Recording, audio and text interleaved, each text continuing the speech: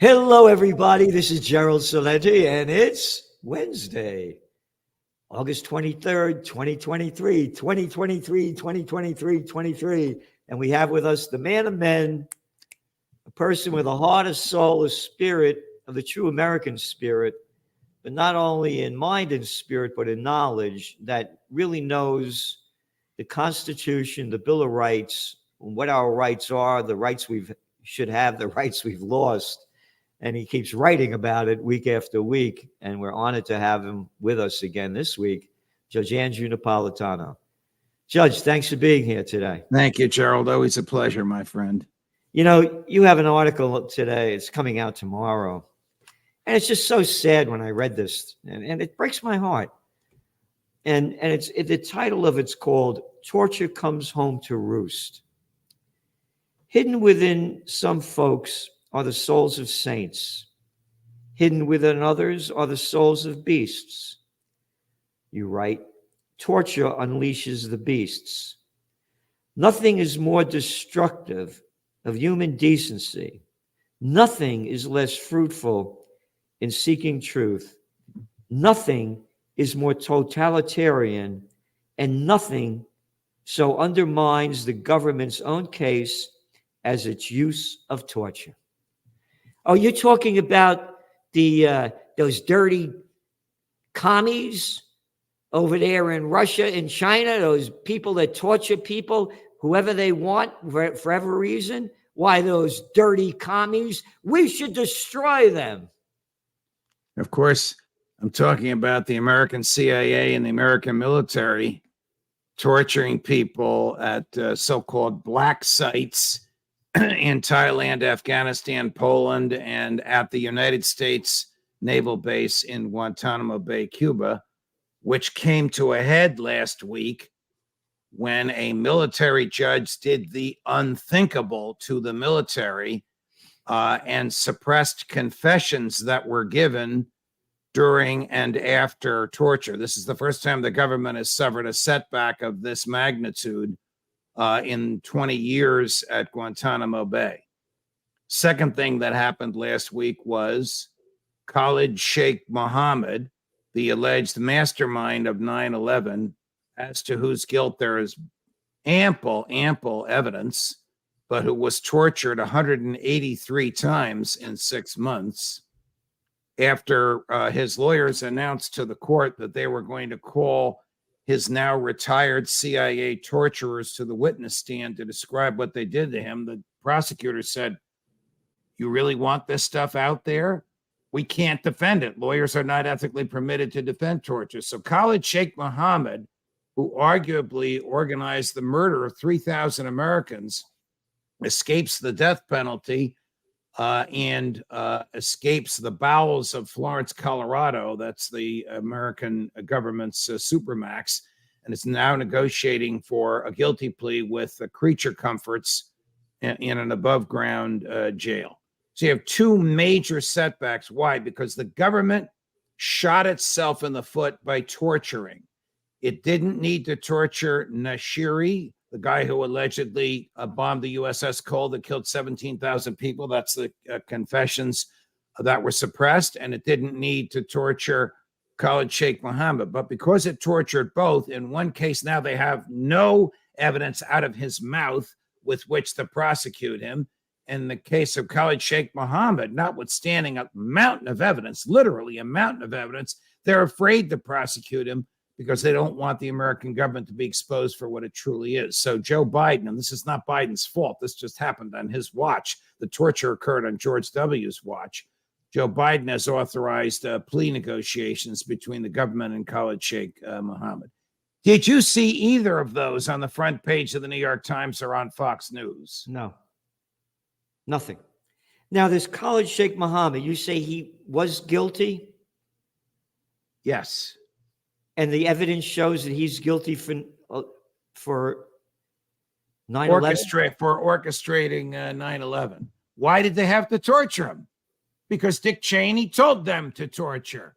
Because George Bush authorized the torture. Because Bush said none of you will be prosecuted for torture. What I Bush thought and Osama his bin Laden was responsible for that. Well, bin Laden's now dead, and this is the guy they have. So who the hell No, knows? but I mean, look what happened. Bush, that little boy of nothing, a little clown, a little jerk, a daddy's boy, George W. Bush, who you say over here, in both cases, the evidence of guilt discoverable without torture was substantial, yet the sickening lust for government-inflicted pain fermented by the morally challenged and ethically obtuse President George W. Bush materially weakened the government's cases. Here's the way the law of torture works. And George Bush and Dick Cheney's legal advisors and torturers either forgot this or didn't know it, except funny, law students know this in the first year of law school. So if somebody's being tortured and he says to the torturers, I did it. And then they stop the torture. And a month later, he says, I did it. Both statements are excludable. Neither statement is usable. These jerks thought that because inflicting this pain, they would get these guys to repeat it after the pain stopped.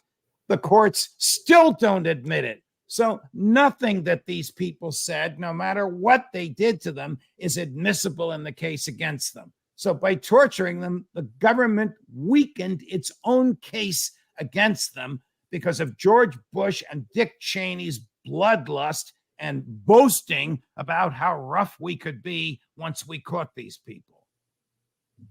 But this is the George Bush that said we got to invade Afghanistan because we got to get that guy Osama bin Laden, quote, dead or alive. Correct. And this is the same George Bush who in an unguarded moment said, well, we have to get Saddam Hussein because, quote, he tried to kill my daddy, close quote, which is true. He did try and kill President George H.W. Bush. That's hardly a reason for invading the country.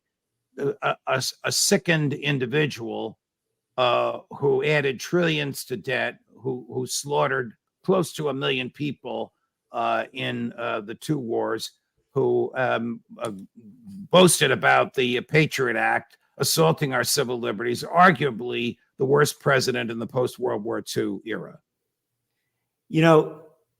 Life changed so dramatically with George W. Bush and they beginning the war on terror. I used to love to travel. Now I hate it. Everything has changed. We didn't have a homeland security back then. You didn't get felt up when you went to the airport. The whole thing has changed. A little clown boy of nothing. And these are the people that are running and ruining our country. And what you just said about him, how many people did he murder? Well, close to 1 million people died between the Afghan war. We were there for 20 years. We accomplished nothing but destroying a society, and the invasion of Iraq, which we effectively destroyed. Close to 1 million human beings died, not Americans. Only about 6,000 or 7,000 Americans died. So people get angry at me because they don't like my language. They don't like when I get angry. Why don't you calm down, Celente, and stop calling these people these names that you call them, because you are being, we don't like your language. Oh, yeah. And you don't like my attitude, but you bend over and suck the crap spewing out of the mouth of these murderers. Oh, and they're elevated by the media. Oh, yeah. Oh, why don't you buy some of little Georgie Bush's paintings?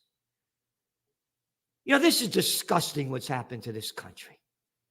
And what you write here, about, one of my lines is, I'm tired. Oh, first of all, you said that the black sites, you called them, right? Yes. That's being racist. How dare you call them black sites? Right. Let's really be stupid about this. So let's staying on the stupid level. I'm sick and tired of hearing this crap that if only women were in charge, there would be no war. And you write about this woman in the CIA about torture?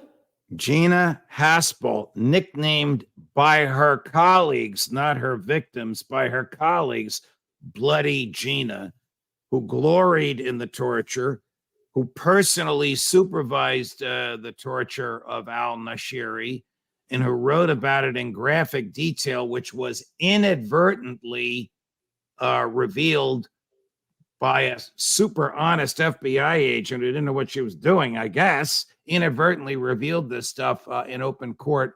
And that's how we all got our hands on it.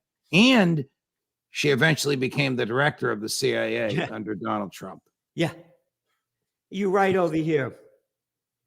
After nearly drowning and severely beating him, the guy that you wrote about this repeatedly,